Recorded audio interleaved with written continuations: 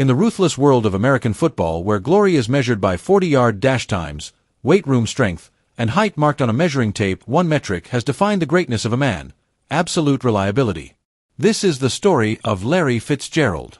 Let's begin with the number that challenges the limits of human physiology and psychology.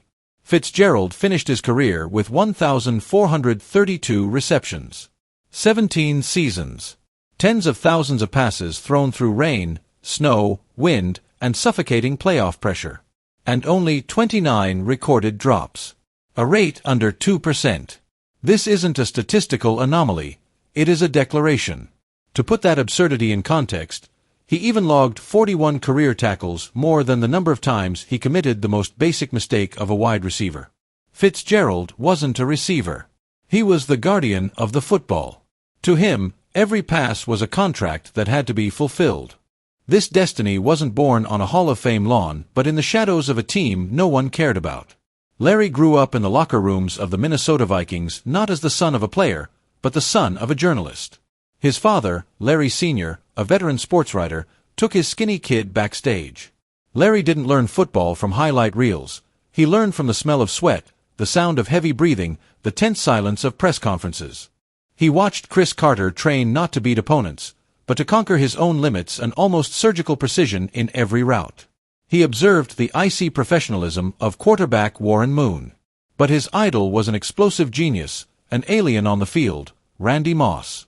To the 14-year-old ball boy, Moss didn't just catch passes.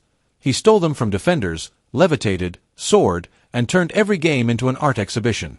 The crossroads between idol and apprentice came in a moment of destiny.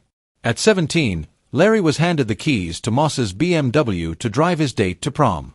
He drove with trembling hands, not out of excitement, but responsibility. He returned the car unscathed. The lesson was carved into him: trust is an item that must never be dropped. And a football, in the end, was just another version of that precious key.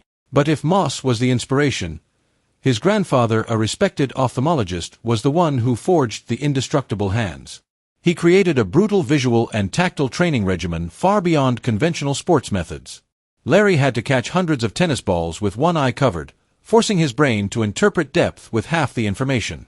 He had to merge the images of two separated coins to achieve absolute concentration. And then came the darkness drills, the exercises that defined him. Standing in a pitch-black room, he had to catch footballs thrown at him using only feel, listening to the air being sliced open, sensing the faint disturbance in space before the ball touched his fingertips. These drills created superior hand-eye coordination and involuntary reflex. For Larry Fitzgerald, catching wasn't conscious action. It was a physical inevitability, a perfect dialogue between ball and body. When his college career exploded at Pittsburgh in 2003, he didn't just dominate, he redefined the standard. He scored 22 touchdowns and set an NCAA record with 18 straight games with a touchdown. Then injustice struck. He lost the Heisman vote to Jason White. The snub didn't break him, it hardened him. Greatness, he realized, wasn't in someone else's trophy, it was in the perfection he could forge himself. In 2004, he entered the NFL draft. Analysts criticized his speed, but couldn't deny his hands. The Arizona Cardinals, a franchise in a vegetative state, selected him third overall. Coach Dennis Green, who had seen the professionalism of the young ball boy, didn't hesitate. Larry arrived in Arizona, a place where ambition went to die in the desert heat. He carried the responsibility of saving a kingdom. His career wasn't built on raw talent, it was built on obsession. When everyone went home, he stayed, catching hundreds of passes one-handed, fingertip catches, anything to sharpen his craft. He banned rookies from using gloves, forcing them to feel the hardness and pain so their hands could develop natural grip. He didn't just want to catch the ball, he wanted to possess it. Salvation arrived in 2008 with the return of legend Kurt Warner. Fitzgerald became a postseason monster. In 3 playoff games, he devoured every defense. In the NFC Championship, he scored 3 touchdowns in a single half. He led the Cardinals to their first Super Bowl. The climax was a 64-yard catch-and-run touchdown late in the fourth quarter. Destiny fulfilled. He shattered Jerry Rice's playoff records.